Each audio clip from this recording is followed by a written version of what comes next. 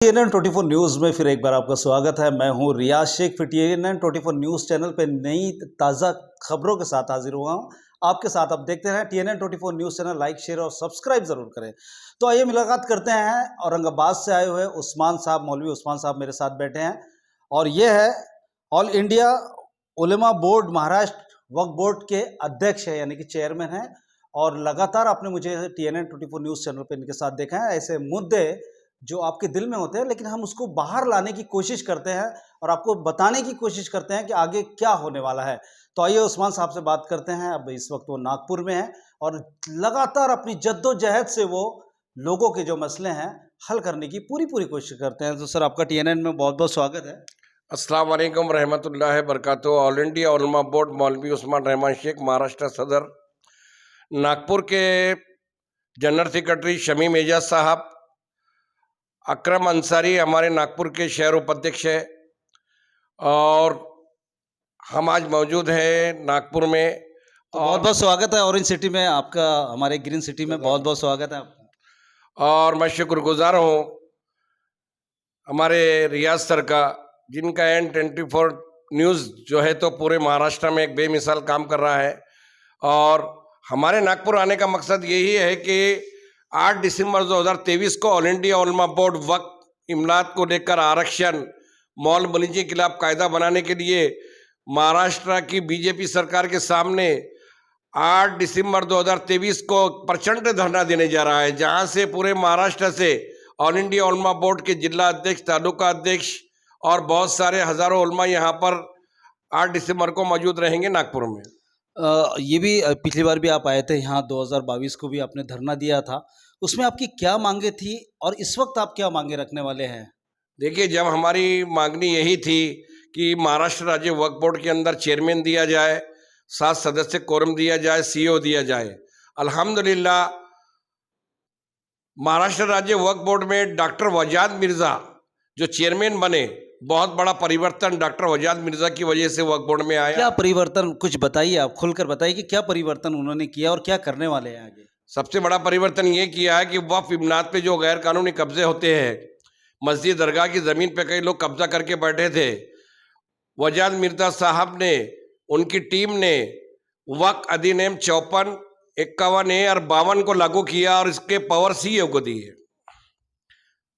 CEO को power देने के बाद बहुत सारी ज़मीनों पे अतिक्रमण के लोगों पे कार्रवाई हुई, बहुत सारी ज़मीन वक्फ बोर्ड को वापस मिली है। रियाज सर, अभी नया दौर है, नए दौर के हिसाब से ऐसे कितने सारे डिस्प्यूट मैटर आते हैं, वक्फ बोर्ड में आते हैं, तो उसको किस तरह से आप आगे सुलझाने वाले हैं या क्या करना चाहिए? किस तरह से जो ज़मीनें जो बचा के बैठे हैं लोग बहुत सारे, उसके लिए अब क्या करना चाहिए? कोई नया कोई ऑप्शन है आपके पास? मसला ये है कि जो हमारे बाप दादाओं ने वक्फ की है ज़मीन, ये लाखों की एकड़ में है महाराष्ट्र में।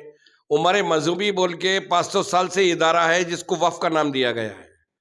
महाराष्ट्र सरकार के ताबे में तकरीबन हमारी 2 लाख एकड़ ज़मीन है। महाराष्ट्र सरकार इसका भाड़ा भी वक्फ बोर्ड को नहीं देता और ज़बरदस्ती कब्जा करके वक्फ बोर्ड प्रॉपर्टी पे बड़े बड़े ऑफिस बनाकर बैठे हैं। अब डिस्प्यूट मैटर सॉल्व इसलिए हो रहे हैं कि डॉक्टर वजाद मिर्ज़ा ने सख्ती से के साथ 54, 51 और 52 की कार्रवाई को अमल में लाया। स्पेशल कोर्ट है हमारे औरंगाबाद में और CEO साहब भी जो है हमारे रात के 10-10 बजे तक बैठ के काम करते हैं। तो दोस्तों, लगातार बने आप मेरे साथ TNN24 न्यूज़ चैनल पर। मैं आपको बता दूं कि 7 दिसंबर से शुरू होने वाला विधानसभा सत्र नागपुर का क्या क्या मुद्दे सामने आते हैं हम देखेंगे। और हमारे साथ मौलवी उस्मान साहब हैं जो लगातार हम TNN24 न्यूज़ चैनल के स्क्रीन पे आपको दिखा रहे हैं। तो ऐसे क्या मुद्दे हैं जो आप उठाना चाह रहे हैं अभी? देखिए, हमारे 13 मुतालबात हैं। अभी वक्त बहुत कम है, जिसमें मुस्लिम आरक्षण है, मौलवी के खिलाफ कायदा है, वक्त ज़मीन को महाराष्ट्र सरकार 1000 करोड़ रुपए दे और पुलिस प्रोटेक्शन दे अतिक्रमण हटाने के लिए। ये बहुत सारे मसाइल हैं। मैं महाराष्ट्र के सभी दानिश्वर मुसलमान और सभी तंजीमों के जिम्मेदारों से अपील करता हूँ कि 8 दिसंबर 2023 को यशवंत स्टेडियम में जो हिवाड़े अधिवेशन में होने जा रहा है, इस अधिवेशन में हजारों के तादाद में उलमा बोर्ड के साथ आकर खड़े रहिए, वक्फ इमलात को बचाइए, आरक्षण के लिए लड़ना है। ऑल इंडिया उलमा बोर्ड मौलवी उस्मान रहमान शेख, नायब अंसारी, जावेद सौदागर, बहुत बड़ी हमारी टीम काम कर रही है। सर ये कितना कौन सी तारीख को आपका अधिवेशन में आप रहेंगे? सर 8 दिसंबर 2023 के दिन हम सुबह धरना के ऊपर चालू रखेंगे और हमारे बहुत सारे महाराष्ट्र के कुतुब आलम पीरजादा, काजी अबू बकर और अब्दुल कदीर गोरेगांवकर और बहुत सारे महाराष्ट्र से हमारे लोग आने वाले हैं। की जनरेशन चल रही है ना, वहाँ पर कभी चुनाव होता है ना कभी। नहीं, आज भी ऐसी कई ज़मीनें हैं जो अटकी पड़ी है मस्जिदों के नाम से, दरगाहों के नाम से, कई गैर मुस्लिम तक की ज़मीन जी, है। जी जी बताता हूँ मैं। तो वो उसको छुड़ाने का एक रास्ता बताइए आप। हाँ, अब वो रास्ता यूँ है कि देखिए, हुकूमत महाराष्ट्र के पास में बोर्ड तो वक्फ बोर्ड है और उनकी जितनी ताकत है बोर्ड की, तो वो ताकत के हिसाब से वक्फ बोर्ड की प्रॉपर्टीज़ को कभी खाली कराते हैं, खाली कराने का मंसूबा बनाते हैं, मगर खाली नहीं हो पाती है क्योंकि उसके लिए बहुत सारी मैन पावर लगता है, पुलिस प्रोटेक्शन लगता है। और उसमें फिर क्या है कि जो वक्फ बोर्ड के जो चेयरमैन होता है उनकी भी एक थोड़ी सी क्या बोलना चाहिए, उनकी भी एक हिम्मत होना चाहिए, उनकी पहल हिम्मत होना चाहिए, ये मजबूरी है उनकी। ये मजबूरी है क्योंकि हुकूमत का सपोर्ट वक्फ बोर्ड के चेयरमैन को नहीं मिलता।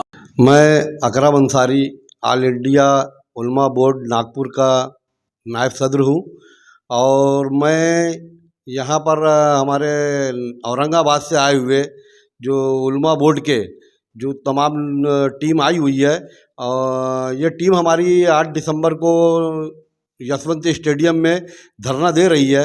मैं तमाम यहाँ के मुसलमानों से, नागपुर शहर के, उनसे मुअद्दबाना दरख्वास्त करता हूँ कि बच्चे, जवान, बूढ़े, बुज़ुर्ग जितने भी हैं वो इस धरने में शामिल होए क्योंकि ये हमारी वक्फ प्रॉपर्टी के मुद्दे को लेकर के आए हैं और इनका हमारे को दामे दरमे कदमे सुकने हर एतबार से इनकी मदद करना है। ये जिम्मेदारी समझ करके आप तमाम लोग वहाँ तशरीफ़ लाएँ।